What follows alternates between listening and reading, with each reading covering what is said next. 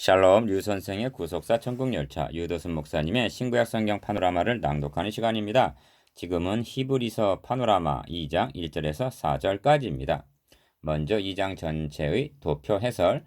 2장의 주제는 천사보다 잠깐 동안 낮아지신 하나님의 아들에 있습니다. 2장은 세 부분으로 나누어지는데 첫째 단원 1절에서 4절까지는 천사들로 하신 말씀과 2절, 주로 말씀하신 바를 3절 대조하여 보여주면서 아들로 하신 말씀을 간절히 삼가라 하고 권면하는데, 이는 1장의 결론이면서 2장의 서론도 됩니다. 둘째 단원 5절에서 13절까지에서는 하나님의 아들이 낮아지신 이유를 말씀하고, 셋째 단원 14절에서 18절까지에서는 낮아지신 목적을 말씀하고 있습니다. 도표에 연결된 선을 따라 왼쪽 연결선은 하나님의 아들이 천사들보다 낮아지셔서 우리와 같이 혈육에 속하시고 범사의 우리와 같이 되심을 반복적으로 보여주고 있고, 오른쪽 연결선은 그 이유와 목적을 보여주는데, 우리의 형제가 되시어 모든 사람을 위하여 죽으심으로 마귀의 종 노릇하는 모든 자들을 놓아주며 백성의 죄를 구속하려 하심이라고 말씀합니다. 다음은 2장 개관, 천사보다 잠깐 동안 낮아지신 하나님의 아들.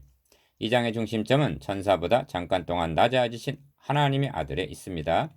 이 점을 오직 우리가 천사보다 잠깐 동안 못하게 하심을 입은 자, 곧 죽음의 고난 받으심을 인하여 영광과 존귀로 관쓰신 예수를 보니 하고 말씀합니다. 9절. 1장에서는 하나님의 아들이 천사보다 얼마만큼 뛰어나심을 1장 4절 구약 성경의 증거를 들어서 논증한 바 있는데, 2장에서는 그토록 존귀하신 하나님의 아들이 천사보다 잠깐 동안 못하게 하심을 입은 자로 계시되어 있습니다. 논증의 핵심은 하나님의 아들이 천사들보다 잠깐 동안 못하게 하심을 입은 것이 천사보다 열등하기 때문이 아니라 낮아지신 이유와 목적이 있었기 때문이라는 것입니다. 도표에서 두 선이 연결된 것을 보면 2장에서는 두 가지 요점이 강조되어 있음을 보게 됩니다. 첫째는 천사보다 잠깐 동안 못하게 하심을 입었다는 도성 인신하신 점이고, 말씀 육신이 되었다. 둘째는 모든 사람을 위하여 죽음을 맛보려 하심이라는 그분의 순환입니다. 어찌하여 하나님의 아들이 저가 범사의 형제들과 같이 되심이 마땅하도다 하고 낮아지셔야만 했는가? 그 이유와 목적을 죽으심으로 9절 백성의 죄를 구속하려 하심이라 말씀합니다. 17절 죽으심이 얼마나 강조되어 있는가를 보십시오. 9절 한 절에서만도 죽음의 고난 받으심과 죽음을 맛보려 하심이라 하고 재차 강조되어 있고, 10절에서도 구원의 주를 고난으로 말미암아, 14절에서도 사망으로 말미암아 사망의 세력을 잡은 자 마귀를 없이 하시며 하고 거듭거듭 강조되어 있습니다. 한마디로 죽으시기 위해서 죽을 수 있는 인간의 몸을 입으시고 오셨다는 것입니다. 그러면 하나님의 아들이 왜 죽으시러 오셔야만 했는가? 하나님의 자비하고 충성된 대제사장이 되어 백성의 죄를 구속하려 하심이라 하고 17절 그 목적을 말씀합니다.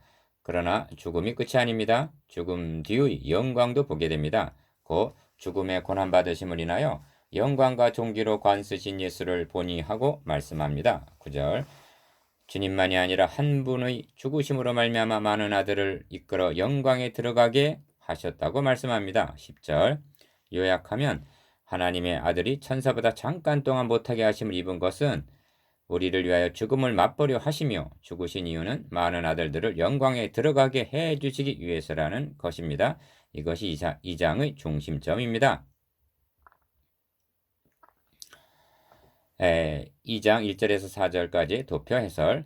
본 단원의 주제는 아들로 하신 말씀을 간절히 삼가라는 데 있습니다. 도표에는 아들로 하신 말씀과 천사들로 하신 말씀이 대조되어 있습니다. 요점은 천사들로 하신 말씀 율법을 등한히 여기고 순종하지 않았던 간절히 삼가지 아니한 그런 자들이 공변된 보응을 받았거든 아들로 말씀하신 이같이 큰 구원을 등한히 여기면 어찌 피하리요 하고 경계합니다. 3절 그러므로 도표는 공변된 보응을 받았거든과 어찌 피하리오가 병행을 이루고 있음을 보여줍니다. 이 구원은 주로 말씀하신 바요 나 하나님도 다 성령에 나누어 주신 것으로서 증거하셨다고 3절에서 4절 성삼위 하나님이 관여하고 계심을 말씀함으로 그 권위를 더욱 세워주고 있습니다. 주제 아들로 하신 말씀을 간절히 삼가라. 1절에서 4절. 그러므로 모든 들은 것을 우리가 더 간절히 삼갈지니 혹 흘러 떠내려갈까 염려하노라. 천사들로 하신 말씀이 견고하게 되어 모든 범죄함과 순종치 아니함이 공변된 보응을 받았거든. 우리가 이같이 큰 구원을 등한히 여기면 어찌 피하리요. 이 구원은 처음에 주로 말씀하신 바요 들은 자들이 우리에게 확증한 바니 하나님도 표적들과 기사들과 여러 가지 능력과 및 자기 뜻을 따라 성령에 나눠주신 것으로 저희와 함께 증거하셨느니라. 히브리서 2장 1절에서 4절. 1. 2장 1절에서 4절까지의 권면은 1장 말씀에 대한 적용이라 할 수가 있습니다. 1장에서 하나님의 아들은 마지막 계시자요 나타난 계시임을 말씀했습니다.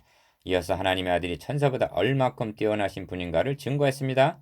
그런 후에 그러므로 모든 들은 것을 우리가 더 간절히 삼갈지니 하고 1절 권면하는 문맥이기 때문입니다. 기억 히브리서 기자는 본서를 끝마치면서 형제들아 내가 너희를 권하노니 권면의 말을 용납하라. 내가 간단히 너에게 썼느니라 하고 13장 22절 히브리서의 기록 목적이 논증을 통해 권면하기 위함임을 밝히고 있습니다.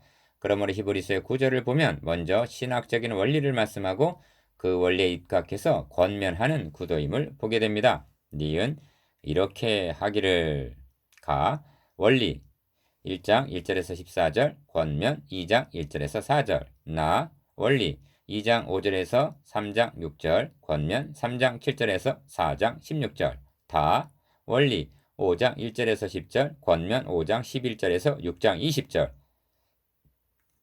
라 원리 7장 1절에서 10장 18절 권면 10장 19절에서 13장 25절 이렇게 네 번이나 되풀이하고 있는데 이 구절을 염두에 두고 상고해야만 곁길로 빠지지 않게 됩니다.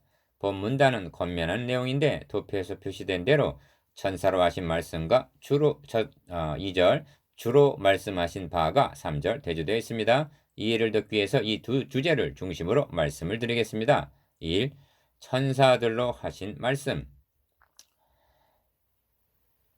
작으니 천사들로 하신 말씀이 견고하게 되어 모든 범죄함과 순종치 아니함이 공변된 보응을 받았거든. 2절 기억 천사들로 하신 말씀이란 그런즉 율법이란 무엇이냐 범법함을 인하여 더한 것이라 천사들로 말미암아 중보의 손을 빌어 베푸신 것인데 갈라디아서 3장 19절 라고 한 중보자 모세를 통하여 주신 율법을 가리킵니다. 참고 사도행전 7장 53절 그렇다고 천사가 율법의 창시자라거나 수여자라는 뜻은 아닙니다. 하나님께서 모세에게 율법을 주실 때 천사가 수종을 들었음을 의미합니다. 그런 율법도 견고케 되었다고 말씀합니다. 견고케 됨, 니은 하나님께서 세우신 언약은 폐하여 질 수 없는 언제나 견고하게 세워집니다. 하나님의 거룩하시고 의로우신 이름으로 한번 말씀하신 것은 결코 땅에 떨어지거나 헛되이 돌아오지 않습니다. 내 언약을 파하지 아니하며 내 입술에서 낸 것도 변치 아니하리로다 하고 말씀하십니다. 시편 89편 34절 하나님께서 복음을 주실 때도 율법을 무시하거나 폐하고 주신 것이 결코 아닙니다. 디귿 그러하기는커녕 도리어 율법을 굳게 세우느니라 합니다. 로마서 3장 31절 무슨 뜻인가?